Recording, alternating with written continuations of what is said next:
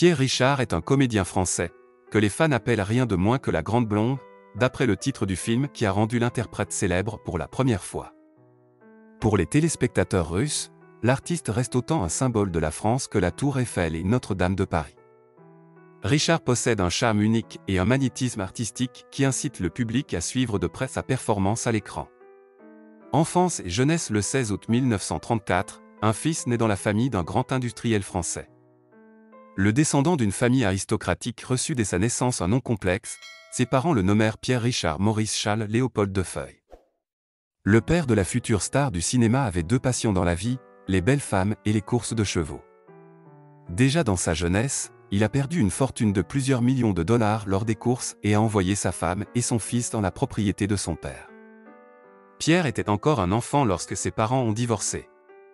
Le grand-père paternel aristocratique était initialement opposé à ce mariage, il n'a donc pas fait de cérémonie avec son petit-fils et l'a envoyé dans un internat où étudiaient les enfants des ouvriers.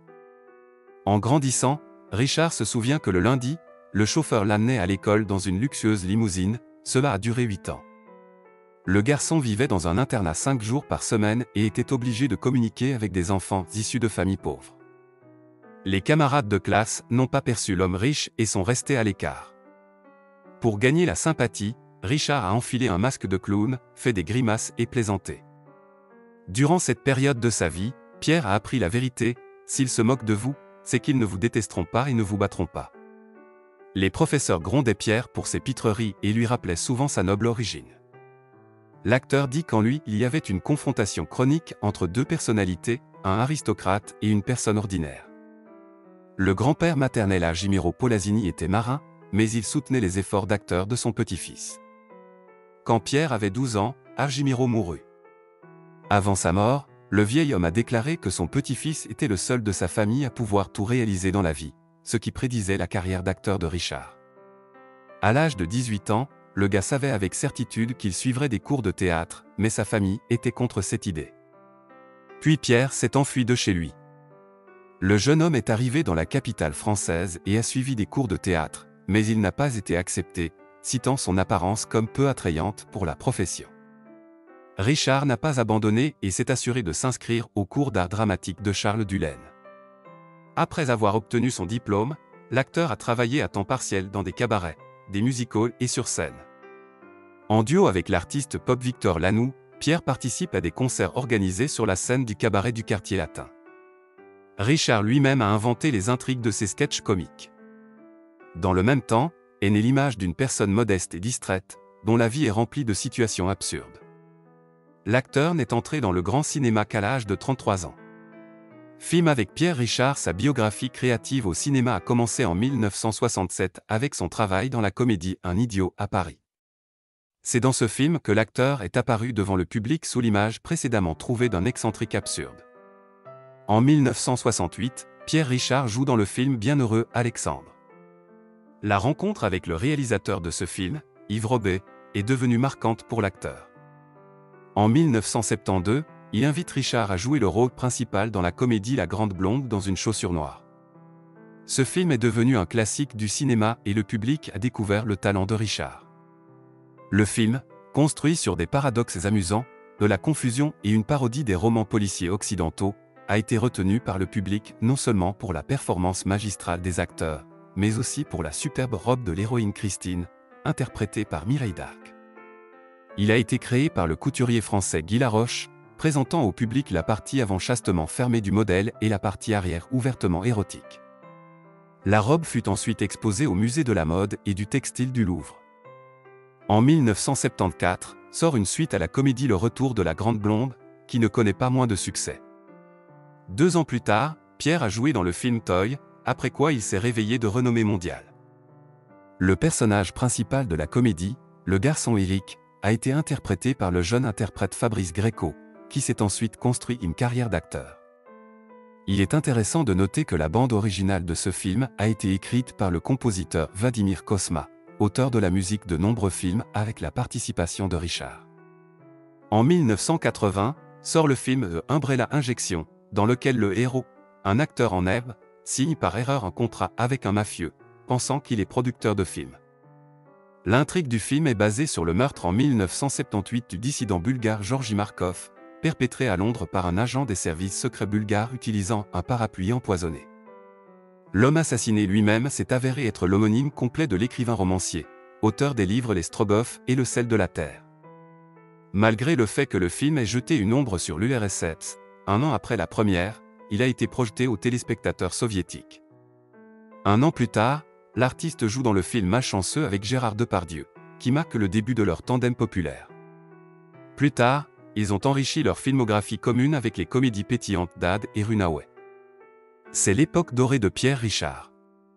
Lors du tournage du deuxième film, un incident s'est produit avec Depardieu.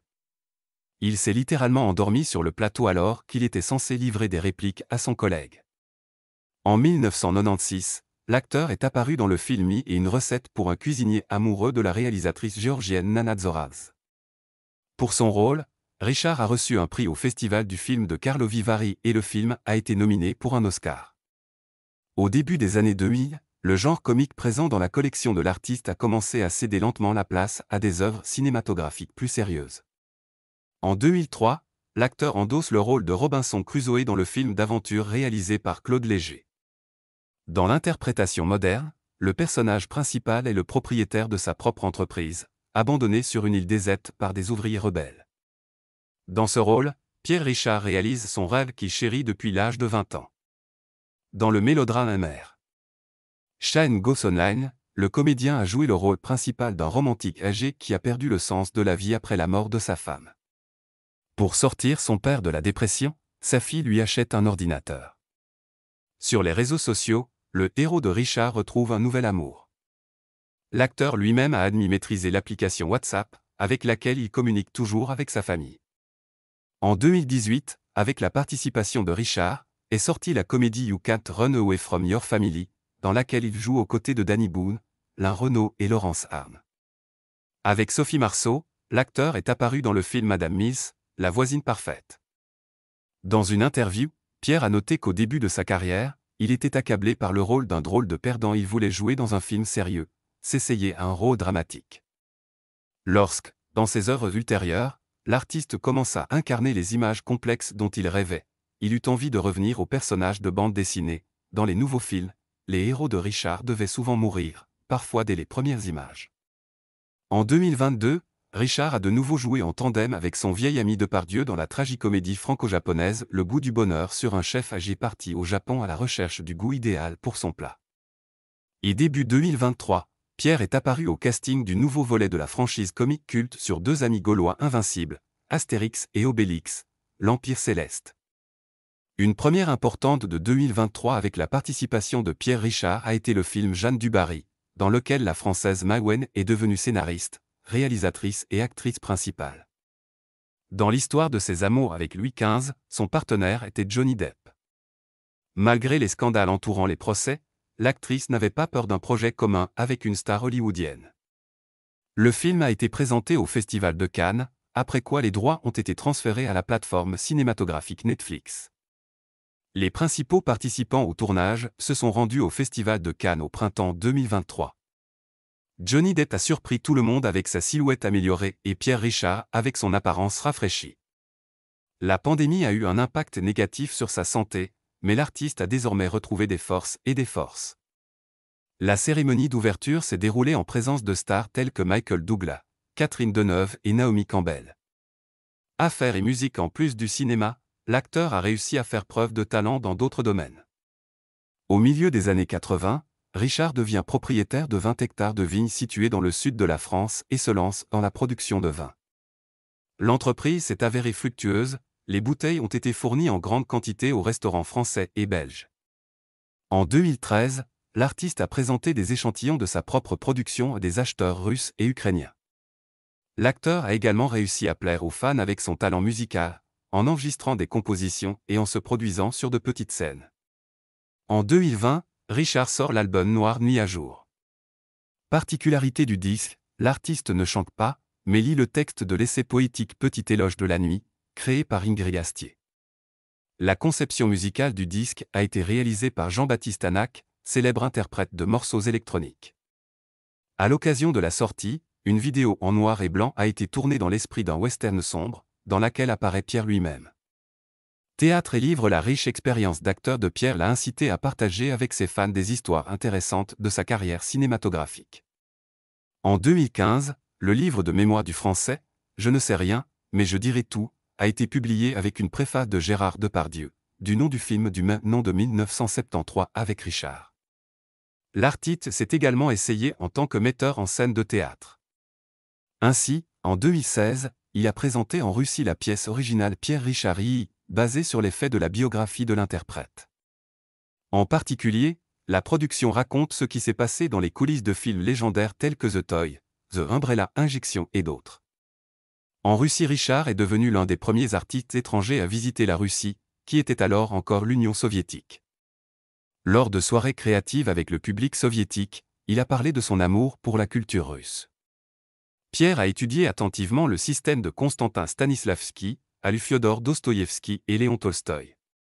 L'artiste n'a pas seulement visité la région de la capitale, les habitants de Blagovestchansk se sont également souvenus de lui, où le français s'est arrêté pour l'automne de l'amour. Une autre célébrité vit ici, le sosie de Richard, le musicien Arkady Ukupnik. La similitude extérieure est complétée par une taille presque identique 178 cm, taille de Pierre, 180 cm, Arkady et un sens de l'humour. Les artistes se sont même rencontrés une fois. Le Russe a confirmé qu'une telle comparaison lui a toujours été flatteuse. De plus, le Français avait une excellente compréhension de la musique. Des collègues prévoyaient de commencer le tournage d'un projet commun, mais le film Bonjour Papa n'a pas réussi à se retirer en raison de la crise financière. Vie personnelle. Pierre Richard parle volontiers de lui-même, mais laisse toujours de côté le sujet des femmes. On sait que l'acteur a longtemps été un mari et un père exemplaire. Sa première épouse, la ballerine Danielle Minasoli, a donné naissance à 2 enfants de l'acteur, Olivier Defay, devenu plus tard saxophoniste, et Christophe Defay, formé au métier de contrebassiste. À un moment donné, Richard a radicalement changé sa vie personnelle en rompant avec sa femme. Après le divorce, l'acteur est sorti avec plusieurs jeunes femmes, bien qu'il n'ait lui-même pas commenté ses romans. On lui attribue des relations avec l'actrice Muriel Dubreuil et un mannequin marocain nommé Aïcha. Comme Pierre l'admettra plus tard, il a trouvé une approche des femmes grâce à son sens de l'humour et son talent de conteur. Le mariage de Pierre avec le mannequin brésilien Céla Lacerda, qui a 25 ans de moins que le maître, dure depuis de nombreuses années. Comme le rappelle l'artiste, ce fut le coup de foudre et mit beaucoup de temps à gagner les faveurs de sa bien-aimée. Céla n'avait aucune idée avec qui elle communiquait. Au Brésil, le cinéma européen est pratiquement inconnu, et en plus, la barrière de la langue était un obstacle. Les 2 amants ne connaissaient pas la langue de l'autre. Après une longue période de cours, la belle abandonna, elle demanda le divorce de son mari photographe et partit en Europe à la suite de Pierre. En septembre 2021, le public a vu une photo de Pierre Richard lors de la cérémonie d'adieu avec une autre légende du cinéma français, Jean-Paul Belmondo. Alain Delon, accompagné de son fils Anthony, est également venu accompagner son collègue lors de son dernier voyage.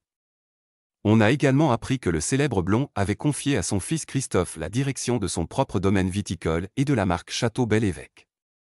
Pierre Richard. Maintenant, au tournant des années 2023 et 2024, le nom de Pierre Richard refait surface dans la presse à propos d'allégations de violences sexuelles portées contre son partenaire de longue date au cinéma Gérard Depardieu. Après qu'une journaliste espagnole a rapporté des actes violents de la part de l'acteur, sa déclaration a été rejointe par plusieurs autres actrices et employés de studios de cinéma confrontés à la même situation. Toute une campagne de harcèlement a été lancée contre Depardieu, des appels ont été lancés pour le priver de toute récompense et titre, et une lettre pour sa défense, signée par près de 50 personnalités culturelles et personnalités publiques importantes, n'a pas aidé. Pierre Richard fait d'abord partie de ceux qui ont soutenu son collègue et ont signé l'appel, pour lequel il a même été privé de la possibilité de représenter l'association de protection des enfants contre les violences. Mais plus tard, après avoir pris connaissance des détails de l'affaire et de la gravité des accusations, le comédien a rétracté sa signature, publiant une déclaration et soulignant qu'il ne se rendait pas compte de la profondeur de la douleur des victimes de violences. Malgré des liens étroits avec la Russie, après la création de la région militaire Nord, l'acteur a soutenu à plusieurs reprises l'Ukraine dans ses discours. En février 2024, à l'occasion du 2e anniversaire du début de l'opération spéciale, Richard, aux côtés d'autres personnalités culturelles, dont Robert De Niro, Viggo Mortensen, Liev Schreiber, Emma Thompson, Catherine Deneuve, a enregistré et publié un message vidéo avec des mots de soutien au peuple ukrainien. Aujourd'hui, Pierre Richard reste l'une des figures les plus marquantes du cinéma français au tournant des XXe et XXIe siècles. Malgré son âge avancé, l'artiste est très demandé au cinéma et joue toujours des rôles importants. Après le succès de Jeanne du Barry, son prochain projet était le drame familial Toward Aki, dans lequel un autre grand acteur européen, Daniel Olbrychski, apparaissait dans le cadre. Et dans la tragicomédie grotesque Fait les fous sur les habitants d'un petit refuge pour personnes handicapées mentales, Richard a joué le rôle principal. Le film est sorti en août 2024, alors que l'acteur vient de fêter ses 90 ans. À l'occasion de l'anniversaire du maître, des peintures avec sa participation ont été exposées dans de nombreux pays et des événements ont été organisés en son honneur.